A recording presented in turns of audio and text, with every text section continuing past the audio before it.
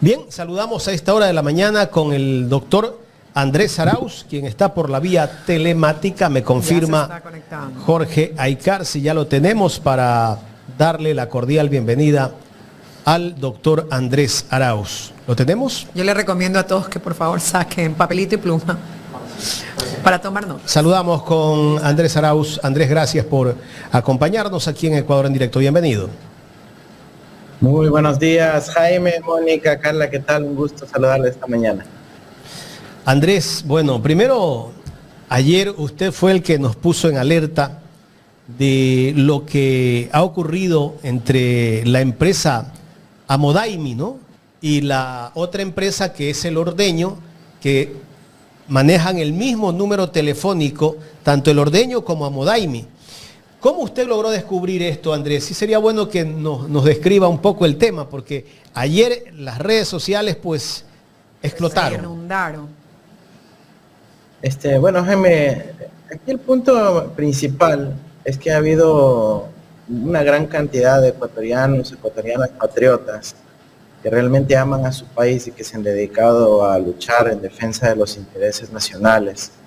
Acaban ustedes de tener en su programa a David Almeida, creo que ha sido un principal vocero interesado en defender la soberanía del Ecuador desde hace muchos meses ya, acompañado por la Asociación de Trabajadores, el Sindicato de Trabajadores de Petroecuador, el Frente de Defensa Petrolero, y con el compañero Jorge Cáceres, también la plataforma Va por Ti Ecuador, que ha hecho una lucha institucional interesante, recabando información, la Comisión de Fiscalización de la Asamblea, que ha convocado a los ministros en sucesivas ocasiones y han faltado.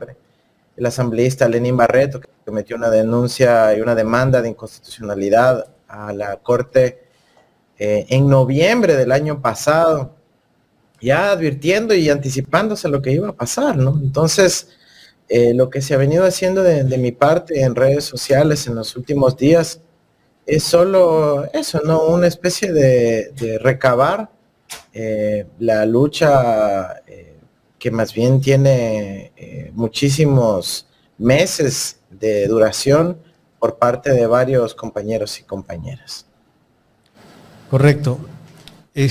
Hay una vinculación que con ese número de teléfono demuestra ese vínculo que podría haber entre ese contrato de concesión del Campo Sacha y esta empresa El Ordeño.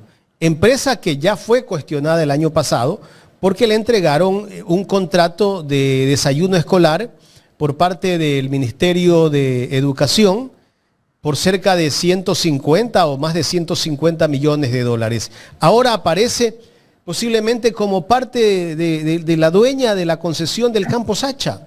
¿Cómo entender esto? Porque este gobierno que hablaba de cero impunidad resulta que ahora son los que se reparten los contratos con la familia. Sí, mire, en el caso del Ordeño creo que el país ya lo conoció con claridad y abundancia en el pasado. Hay mucha gente que se refiere a ese caso como la empresa de la tía, pero no es solo de la tía, ¿no? Entre los accionistas del Ordeño está una sociedad offshore denominada Lanfranco. Lanfranco es una empresa constituida en Panamá, cuyo beneficiario final es el señor Daniel Noboa Sin. Es decir, no es solo de la tía, es de él personalmente. Y ha sido revelado esto en los Paradise Papers, publicado por la Folha de Sao Paulo, el periódico más importante de Brasil, por la periodista Cláudia Jardim, que el beneficiario de Lanfranco es el señor Daniel Noboa Sin, ¿no? Entonces, no es la empresa de la tía, es la empresa de él a través de una sociedad offshore.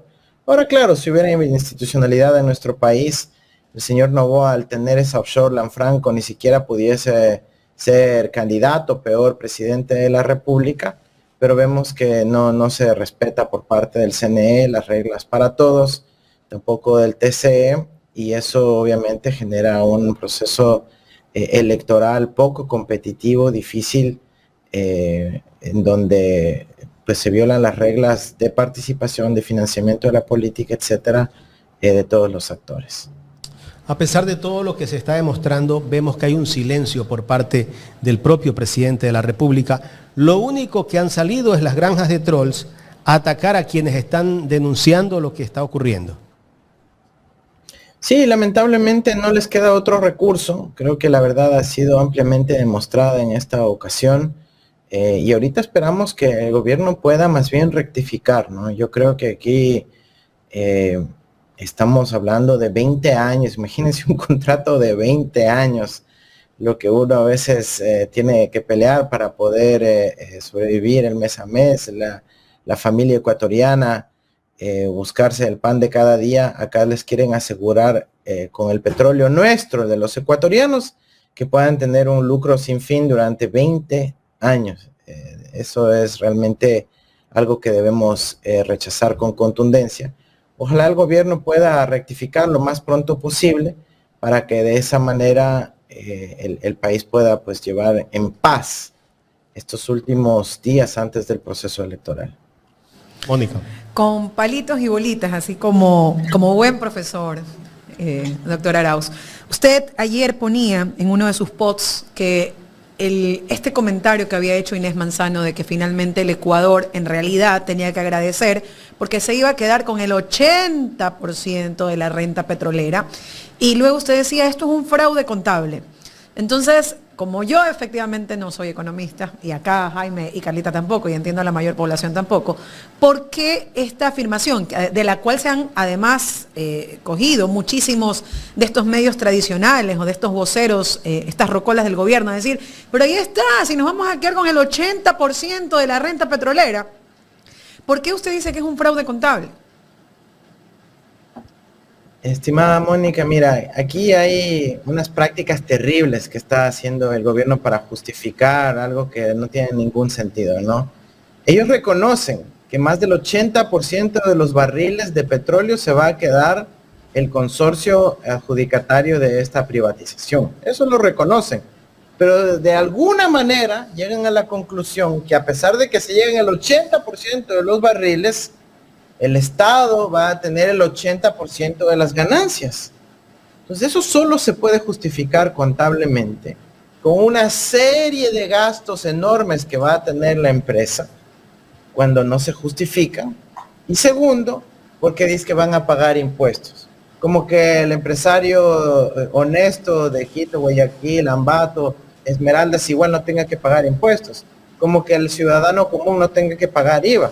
Y están diciendo que esos aportes regulares, corrientes, que los hubieran hecho con o sin la concesión de IVA, etcétera, impuesto a la renta, es los que se cuentan como parte, ¿no es cierto?, de la participación que le toque al Estado.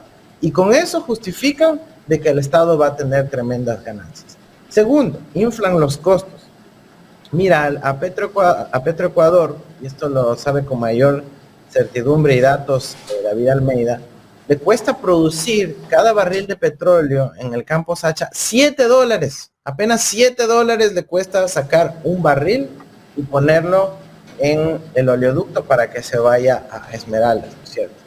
Ahora, ¿cuánto dice que le va a costar a la concesionaria sacar un barril de petróleo? $25 por barril, multiplicando casi por 4. Es decir, inflan los costos. ¿Por qué? Porque se pagan las famosas asesorías a la matriz que dice que le va a transferir conocimiento. Esa es la forma para fugar capitales, para deducirse costos y gastos y para decir que tienen que comprar ese conocimiento del exterior y de esa manera sacar el dinero desde el Ecuador hacia las matrices en España, en Venezuela, en China, en Canadá, de los miembros del consorcio.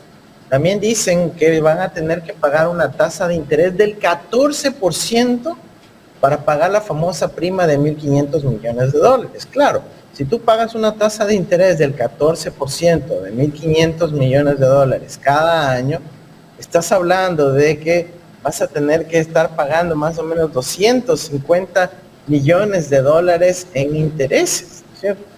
Entonces, eso es lo que están utilizando para inflar los costos anuales y de esa manera decir que ellos tienen que incurrir en tantos costos y gastos, pobrecitos, y que por eso la utilidad es pequeñita, pero de esa el 80% se queda el Estado ecuatoriano. Claro, porque todo lo demás son mecanismos de elusión y evasión tributaria que se quedan la propia empresa a través de estos gastos artificiales, ¿no? Entonces esto ha estado demostrado en el pasado por el SRI, que hizo auditorías similares a empresas petroleras transnacionales que tenían este tipo de prácticas para generar una deducción de costos y gastos y por ende disminuir lo que se llama la base imponible del impuesto a la renta y por supuesto los beneficios petroleros. Pero dicho de forma sencilla para los ecuatorianos, aquí nos están haciendo un fraude contable. Así como Noboa está acostumbrado a evadir los impuestos diciendo que no, que aquí puse y no aparece, lo mismo quieren hacer con esta concesión para convertir mágicamente un contrato que ellos se llevan el 80% de los barriles de petróleo, pero para decir que el Ecuador es el que se va a quedar con la mayoría de la rentabilidad. Eso es una absoluta mentira, es una falsedad tremenda. Y una cosa adicional, también David explicaba que el petróleo que está en el campo Sacha, así como el resto de campos, es finito, no es que hay recurso infinito, es finito, es decir, se va a acabar en algún punto.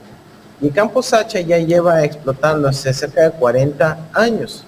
¿Y qué es lo que pasa? Esto se clasifica entonces como un campo maduro, es decir, cada vez es más difícil seguir sacando petróleo porque ya sacaron la mayoría, entonces va quedando cada vez menos, por lo tanto hay que meter más esfuerzo para sacar. Y sin embargo el concesionario promete, pero promete de bla bla nada más, que van a aumentar la producción en 40% para llegar de 77,000, que es de donde le ha dejado el Estado, a 100,000 barriles por día. Digamos que eso fuese posible, eso significaría que apenas los primeros años van a aumentar la producción y el resto del periodo va a volver a caer, pero con mucha mayor fuerza. Por lo tanto, es una ficción que están proponiendo en sus modelos y corridas financieras y por ende estafando al pueblo ecuatoriano. Todo este tema, el fraude contable, la falta de rigurosidad de las proyecciones financieras y económicas y la falta de capacidad financiera de la propia empresa, del propio consorcio, Amodaimi tiene apenas $2,000 de capital, Petrolia tiene apenas $2,000 de capital, Amodaimi también es una empresa relativamente pequeña, no tienen suficiente sustento para ser beneficiarios de una concesión de algo de esta magnitud. Por lo tanto, la concesión tiene que caerse, el acuerdo ministerial tiene que anularse y de esa manera restablecer la titularidad de los derechos sobre el campo Sacha para el Estado ecuatoriano y ser operado a través de Petropetrol. Acá tenemos esta figura de Sinopetrol, que es el consorcio que aglutina a Amodaimi y a Petrolia Ecuador, ¿verdad? Y yo le comentaba a David Almeida de que en estos dos casos, ambas tienen como parte de sus actividades económicas la explotación del campo 16, que David nos explicó no es el campo Sacha, es un campo que inicialmente ellos quisieron administrar y el Estado ecuatoriano en su momento les dijo, no, ustedes no tienen la capacidad técnica para administrar el campo 16, que incluso produce menos que el campo Sacha. Pero luego, en uno de los posts también, usted pone el hecho de que atrás de Sinopetrol, que es el consorcio chino-canadiense que se va a hacer con el campo Sacha, hay una empresa que en su momento, o mejor dicho, creo que usted pone que actualmente tiene un proceso de arbitraje en contra del Ecuador y hacía la reflexión de que a través de esta concesión se quiere darle a esta empresa que en su momento nos tiene demandados y nos tiene con la posición de querernos cobrar, lo que ya no nos puede cobrar porque el arbitraje internacional ya no lo tenemos habilitado. A través de esta concesión quiere hacerse con el dinero que no nos puede cobrar mediante el arbitraje internacional. Así es, Mónica, es otro desfalco, otra medida absurda por parte del gobierno de Noboa. Recordemos lo que pasó. En el año 2022, esta empresa New Stratos Energy adquiere los derechos de Repsol en el bloque 16 y esta empresa quería continuar con la operación del bloque 16, pero el contrato ya caducaba. Entonces, lo que dice la norma, si el Estado dice ya el contrato que se finiquita, pasa de vuelta al Estado, en este caso el bloque 16. New Stratos le contrata a Andrés Pastrana el expresidente de Colombia, parte de la ultraderecha colombiana, amiga de Edmundo González, que vino a reunirse con Daniel Noboa y hacen el lobby a Lazo para que le extienda la concesión del bloque 16 a New Stratos Energy. Lazo, luego de varias presiones, finalmente toma la decisión de no renovar el contrato del bloque 16 y se revierte ese bloque al Estado ecuatoriano. New Stratos dice, yo no estoy de acuerdo con esa decisión, a pesar de que es una decisión y potestad del Estado ecuatoriano, y le mete un arbitraje al Estado ecuatoriano, por decir, no, es que yo quería que me renueven porque ya había hablado por debajo para que me renueven y no me renovaron. Entonces, le mete esa demanda arbitral al Estado ecuatoriano por más de 250 millones de dólares, harta plata, y está vigente ese proceso en la Corte Permanente de Arbitraje de UNCITRAL en los Países Bajos, que es donde la Chevron también le tiene la demanda al Estado ecuatoriano. ¿Qué es lo que hace ahora Daniel Noboa? En vez de defender los intereses del Estado ecuatoriano, como debería ser su obligación como presidente de la República del Ecuador, y decir, yo no hago negocios con una empresa que le tenga una demanda arbitral a mi país, al revés, le dice, le juiciaste a mi país, maravilloso, toma, te doy la concesión de Sacha a ti también, para que cuando venga un gobierno patriota, cuando venga Luisa González y obviamente revierta esta concesión fraudulenta, macabra, terrible para los intereses nacionales, ¿qué va a tener que hacer New Stratos Energy de nuevo? Otra demanda arbitral en contra del Estado ecuatoriano. Pues entonces, es un negocio que ellos están acostumbrados a hacer. Por eso es que lo hacen a última hora. Ustedes preguntaban, ¿y por qué se atreve a hacer a última hora? Porque saben que van a perder, saben que Luisa va a revertir esta concesión terrible, pero ya se ganan el arbitraje para que luego ahí le tengan que someter al Estado ecuatoriano durante varios años y luego buscar recuperar de esa manera el lucro, ¿cierto? Entonces, eso es lo terrible de lo que está ocurriendo. Tenemos que seguir denunciando, alzando las voces, pero ya es momento que las instituciones se pongan pilas, la Corte Constitucional, la Fiscalía, la Contraloría, la Asamblea Nacional, etcétera, y den de baja este proceso absolutamente fraudulento e inconveniente. En números, ¿cuánto es el perjuicio directo que puede sentir el pueblo ecuatoriano al quitarse de las cifras, en este caso, que alimentan la economía para brindar los servicios públicos, la concesión del campo, la privatización prácticamente del campo Sacha? Mira, en lo inmediato, el próximo año tendríamos un impacto de sobre los 500 millones de dólares, que eso significaría 500 millones de dólares menos para nuestro presupuesto de salud pública, de educación, donde ya tenemos unos déficits enormes, ¿no es cierto? Una tasa de ausentismo escolar extremadamente alto, y en donde ni siquiera se está pudiendo pagar a los proveedores de medicinas, a los proveedores de los servicios, a quienes se les deriva los servicios de diálisis, etcétera. Entonces, realmente un perjuicio muy significativo. Esto afectará también a los gobiernos locales. Recuerda que hay una preasignación de la renta petrolera hacia los gobiernos locales. Con esto va a disminuir la renta petrolera en 500 millones de dólares de forma inmediata el próximo año y va a significar un perjuicio también a los gobiernos locales. Municipios, prefecturas y juntas parroquiales van a recibir menos dinero. ¿Por qué? Porque el país va a tener menos recursos petroleros y recuerden que a ellos también les toca una parte. Entonces, por todo lado va a ser un impacto gigantesco. Va a haber fuga de divisas, por eso inclusive Teleamazonas y Primicias, que son del señor Fidel Egas, el banquero más grande del país, también se oponen a esta concesión porque saben que la dolarización se sostiene con el dinero del petróleo y el Estado ecuatoriano mete ese dinero del petróleo a la economía y esos dólares se depositan en la banca. En el momento en el que ya esos dólares no ingresen al Estado y el Estado los mete a la economía, van a irse exclusivamente al bolsillo de este consorcio chino-venezolano-canadiense y ya no van a ingresar a la economía nacional, ya no van a depositarse en el sistema financiero nacional y va a haber una contracción de liquidez, de crédito y de la economía, que por eso también la banca se está oponiendo a esta terrible concesión que no solo tiene un impacto fiscal, no solo tiene un impacto en materia de corrupción, tiene un impacto macroeconómico para toda la economía nacional. O sea que incluso, doctor Arauz, nos desestabilizaría económicamente, dado que no hay inyección de capital dentro de nuestro país. Absolutamente, sería gravísimo esto en términos macroeconómicos y es también una de las razones por las cuales la Corte Constitucional tiene que priorizar como uno de los principales puntos a tratar, como una de las principales causas a resolver. Porque así como hay casos que tienen relevancia para el ordenamiento democrático de nuestro país, para tener un proceso electoral justo, para que se respete el orden de sucesión, en este caso tenemos una causa que está presentada, que la mencionó David Almeida, presentada por el doctor Washington Andrade, quien también ha tenido un rol importantísimo y protagónico en defensa de los intereses nacionales.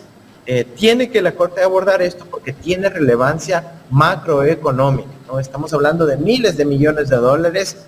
No es un contrato pequeño, a pesar de lo terrible y vicioso del caso Petronovoa, pues son millones de dólares. Acá estamos hablando de miles de millones de dólares, que es dinero que no ingresará a la economía nacional y que, como mencionó David, ya está siendo feriado en la Bolsa de Valores de Toronto, allá en Canadá. Ya están comercializando con los derechos contractuales del campo Sacha, ¿no? Ya están especulando, ya están vendiendo esas acciones, ya están vendiendo esos bonos. O sea, están ofertando lo que ni siquiera tienen, doctor, ya. Supuestamente. Están ofertando lo que no tienen, exacto. Han abierto ya la oferta de títulos valores, están vendiendo lo que se llama securities, ¿no es cierto? Un título de los 1.500 millones de dólares y están ofreciendo pagar 14% de interés y una amortización de 4 años, ¿no es cierto?, de forma trimestral de esos 1.500 millones de dólares. Entonces, aquí ya se están repartiendo el botín en la Bolsa de Toronto. New Stratus Energy es una empresa conocida por los desfalcos que hacen a los países. Lo han hecho en Colombia, acaban de hacer un caso similar en la propia Venezuela y ahora van por desfalcar al campo más productivo del Ecuador. Yo me pregunto, doctor, si este razonamiento pudiera ser el correcto en esta toma de decisión electoral, creo yo. Una de las cosas que se atribuye al gobierno de la Revolución Ciudadana y cuando la gente habla de la bonanza y cuando habla de los servicios públicos y cuando habla de la infraestructura que se creó a lo largo de esos 10 años, hospitales, unidades comunitarias de policías, siempre se dice, claro, lo que pasa es que tenían el dinero del petróleo y tenían el petróleo a buen precio. Y entonces siempre se relaciona que las obras eran en parte gracias, no a la administración, sino más bien a lo que el Estado recibía del petróleo, ¿verdad? ¿No será que en este razonamiento torpe y hasta perdedor de Daniel Noboa, dice como que, bueno, no voy a dejar que nadie haga lo que yo no quiero que se haga? Entonces me quedo o despilfarro o derivo o destino para otras cosas la renta petrolera para que así el gobierno que venga, en este caso la única posibilidad es que sea el gobierno de la Revolución Ciudadana, no tenga recursos para hacer lo que quiere hacer y que finalmente es lo que termina convenciendo a la población de mantener o no un régimen, el hecho de que reciba en contraprestación del pago de sus impuestos una buena administración y la buena entrega en este caso de servicios públicos. ¿No es una forma también de quizás torpedear o de dañar la gestión ya no solamente de posiblemente de Luisa González, sino de todos los gobiernos que eventualmente vengan en 20 años de concesión, si es que no se revierte en su momento este latrocinio o no se frena? Sí, absolutamente, Mónica. Noboa le quiere hacer daño al Ecuador, al país entero. No creo que esté pensando en algún gobierno en específico, sino hacerle daño al país, a nuestra patria. Porque él no tiene ese amor de patria que tenemos muchos ecuatorianos, que queremos a nuestro país, que queremos que permanezca solvente, que pueda garantizar los derechos de todos y todas. En el caso de Daniel Noboa, él ve esto como una caja chica, como una oportunidad de lucro, y si es que él puede, a través de actores indirectos, de forma triangulada, llevarse el botín, el campo más productivo que tiene la República del Ecuador, que es el campo Sacha, lo hará. Es nuestro deber frenarlo, es nuestro deber detenerlo. Aquí no estamos hablando de un contrato chiquito, de un proyecto menor. Aquí estamos hablando de la esencia macroeconómica del Ecuador. Como explicó David, es el 30% del crudo que va a las refinerías ecuatorianas, que actualmente se adquieren a valor de costo, es decir, a esos 7 poquitos dólares, tendríamos que luego pagar el precio internacional de 60 y pico, 70, dependiendo de lo que se cotice, y sería la quiebra completa, ahí sí, de nuestro complejo petroquímico nacional, de nuestra refinería, nuestro complejo de industrialización de los derivados de petróleo. Así que esto sería un atentado muy grave en contra de la soberanía energética de nuestro país y consecuentemente en contra de la sostenibilidad de nuestra economía. Si lo están haciendo de forma tan desesperada, tan atropellada, tan irresponsable, tan de última hora y a escondidas, es porque saben que van a perder, pero no quieren irse sin desfalcar al Estado, sin llevarse este negociazo que dura 20 años. Y hay un último elemento, Carla y Mónica. También puse un análisis anoche del acuerdo ministerial 040, que es el que permitió la delegación, la concesión del campo Sacha, y es que ese acuerdo lo firma la ministra Inés Manzano el día 26 de noviembre del 2024. Pero en los mismos considerandos de ese acuerdo ministerial firmado el 26 de noviembre, hace referencia a informes técnicos con fecha 27 de noviembre. ¿Sí? Es decir, todo abogado, toda persona con sentido común sabe que uno no puede firmar un documento que lo va a ver después, con una fecha haciendo referencia a una fecha futura. A menos que sea cuesta y tengas el túnel del tiempo. Entonces parece que ha sido común en el gobierno de Noboa viajar a través del túnel del tiempo al futuro, traer documentos al pasado y presentarlos como considerandos de un documento inicial. Esto puede ser alguna gente dirá, es un desliz, es un error, es una cuestión simplemente de forma.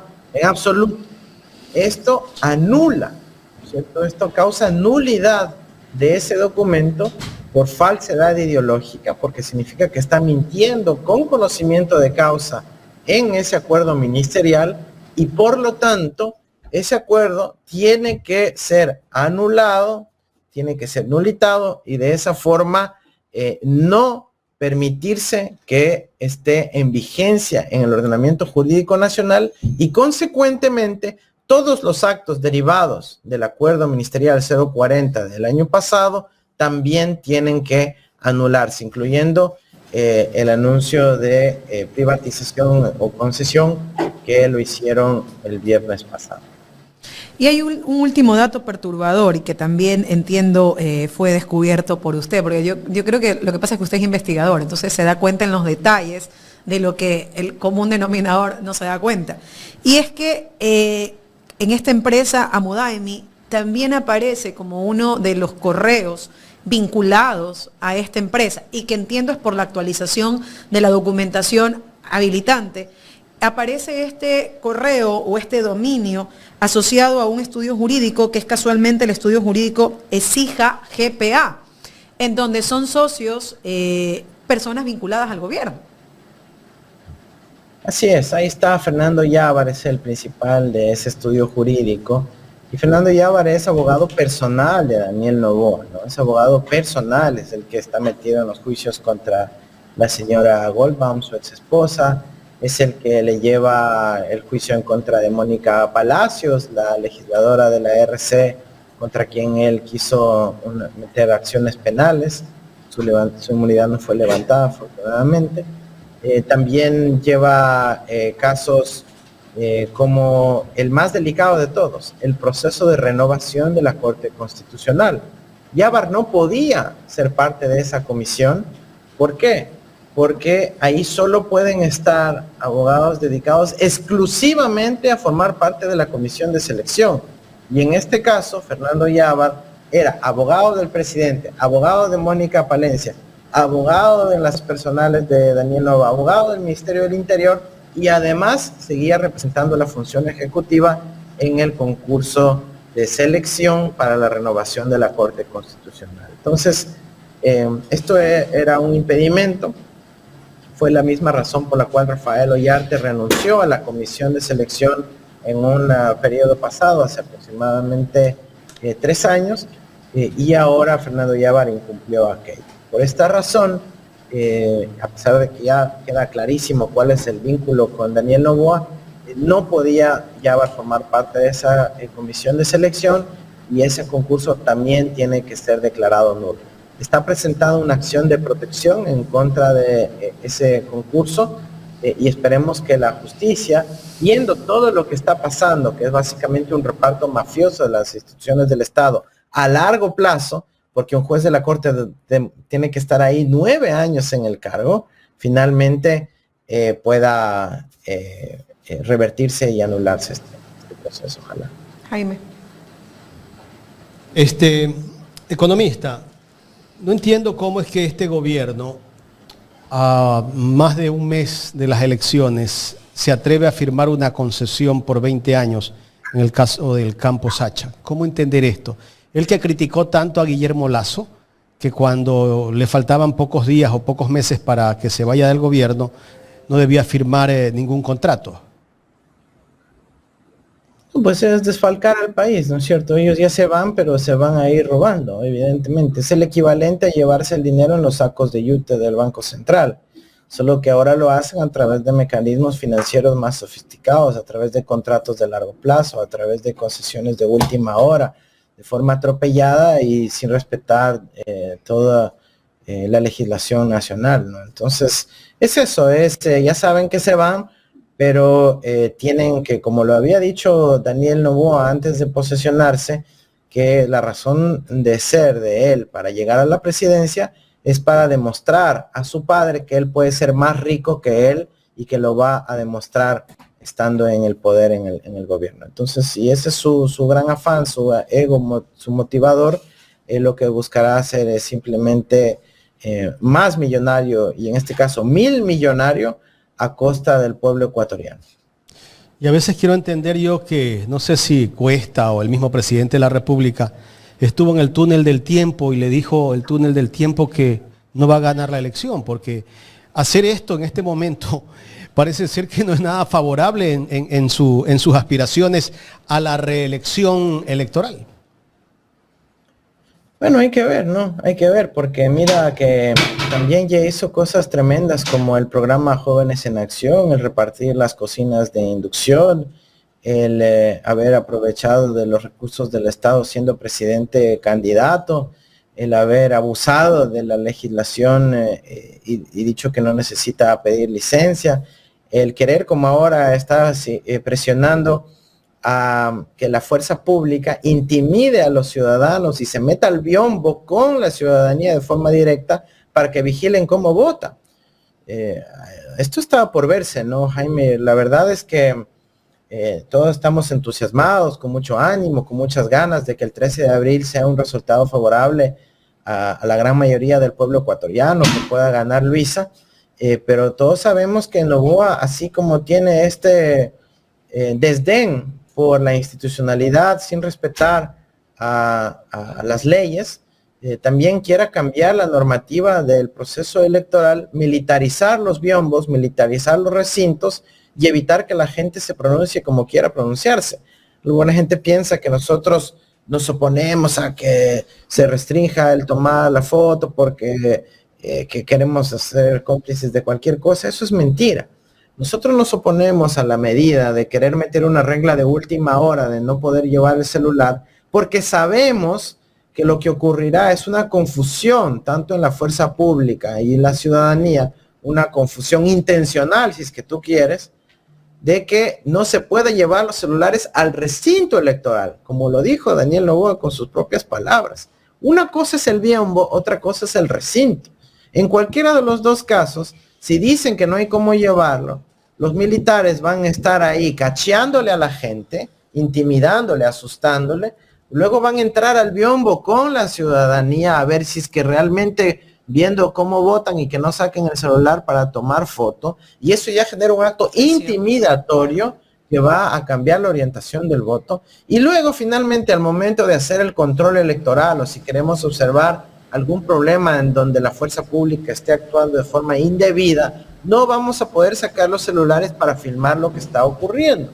Por eso vamos a seguir peleando esto hasta último momento.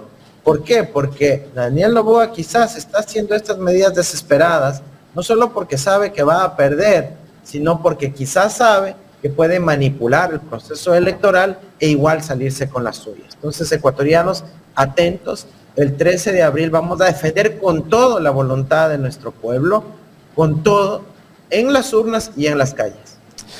A veces quiero entender que también puede ser un tipo de elementos distractores del gobierno para tratar de ocultar todo lo que están haciendo en este momento, ¿no? La Feria de la Alegría que se está dando en el Estado, ¿no? Repartiendo todo a una familia o a un grupo cercano a la familia del presidente de la República.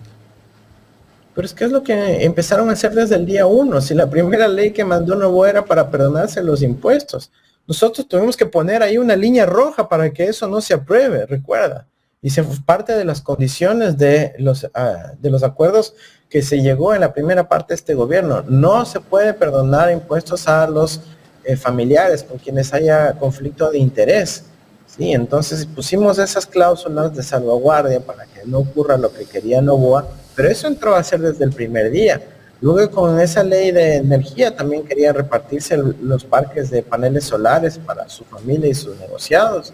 Luego ocurrió el caso del ordeño de alimentación escolar. Luego el caso Aventus Mining, ¿no es cierto?, en la provincia de Bolívar, en donde está vinculada a Sandía. Eliminó el tema el código de ética de la función ejecutiva. Eso fue en diciembre. El caso de Olón en Santa Elena. El caso de Petro Noboa, de su hermano y su gente cercana. El caso de María Beatriz Morel, que es la presidenta de ADN, socia de Daniel Noboa y Lavinia Balbonesi, que está acusada de narcotráfico por la Fiscalía General del Estado, la presidenta de ADN. Y ahora vemos el caso Sacha nuevamente vinculado a su entorno familiar. Entonces, la ciudadanía sabe y tenía miedo de que al elegir a Daniel Noboa, no solo elijan a un oligarca al poder, sino que termine lucrando personalmente de todo este tipo de negocios. Y esto es lo que hemos descubierto hasta ahora, porque ahí hay otros como el caso Progen, el caso de la Barcaza y otros que seguramente seguirán saliendo a la luz que demuestran este tipo de prácticas terribles, ¿no? Y de los cuales no nos hemos dado cuenta, ¿no? Y que no se saben. Doctor, ¿cómo un poquito más allá, ¿no? Justamente usted tocó este tema tan importante del control electoral que va a haber y ya faltan un par de semanas para que inicie oficialmente la campaña. ¿Cómo se van a preparar para aquello? Y esto es importante porque todos estos elementos distractores hacen que por otro lado empiecen a manejar o a aprobar cosas que de pronto pueden ser perjudiciales ya en el momento electoral. ¿Cómo se van a preparar en el supuesto no consentido de que se prohíba ingresar celulares al recinto electoral o a la urna del sufragio o al biombo del sufragio? Mira, nosotros estamos listos para impugnar este tipo de decisiones, pero si finalmente el resultado se da, tendremos que hacer una campaña muy agresiva de educación y capacitación al ciudadano y a nuestros delegados electorales de cuáles son nuestras competencias, de cuáles son nuestras facultades para poder hacer el control electoral, de no dejarnos intimidar por los militares. Pero por último, mira, nosotros actuaremos apelando al derecho a la resistencia. Esta es una norma que no está contemplada en la ley, no hay sanción alguna en el Código de la Democracia a este aspecto y por ende tenemos el derecho a la resistencia. No está bien que quieran cambiar las reglas a medio camino y peor solo en ciertas provincias como lo quieren hacer para que para que puedan de manera directa perjudicar a la Revolución Ciudadana, sino que vamos a estar firmes ahí defendiendo nuestros derechos y obviamente haciendo una vigilancia mucho más fortalecida del proceso electoral, con nuestros delegados filmando todo, tomando fotos de todo y reportando cada eventualidad que se vaya dando en el proceso electoral. Y ya que estamos hablando de este tema, ¿cómo van los acercamientos con las organizaciones sociales ya de cara a esta segunda vuelta electoral? Y digo cómo van porque, bueno, también vemos algunas organizaciones que, por ejemplo, con respecto al campo Sacha ya se empiezan a pronunciar, ¿no?, sobre lo que está haciendo este gobierno. ¿Ustedes han podido ya tener algún tipo de acercamiento para esta segunda vuelta electoral, dado, por supuesto, a los pensamientos y al proyecto que se tiene como país? Por supuesto, Carla, ¿no? Hay muchos acercamientos, muchísimas reuniones, conversaciones, tanto a nivel territorial como a nivel nacional. Luisa será nuestra vocera principal respecto a ese tipo de acuerdos. Creo que estamos bien encaminados, no quisiera profundizar en eso.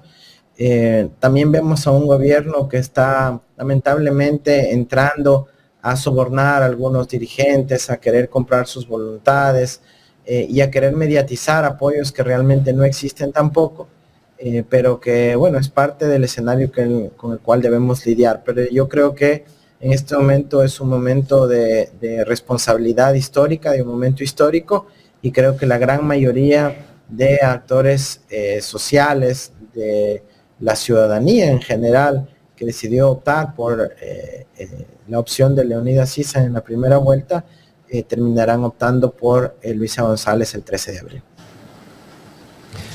Doctor Andrés Arauz, quiero agradecerle por el tiempo que nos ha brindado para conversar en esta mañana aquí en Ecuador en Directo.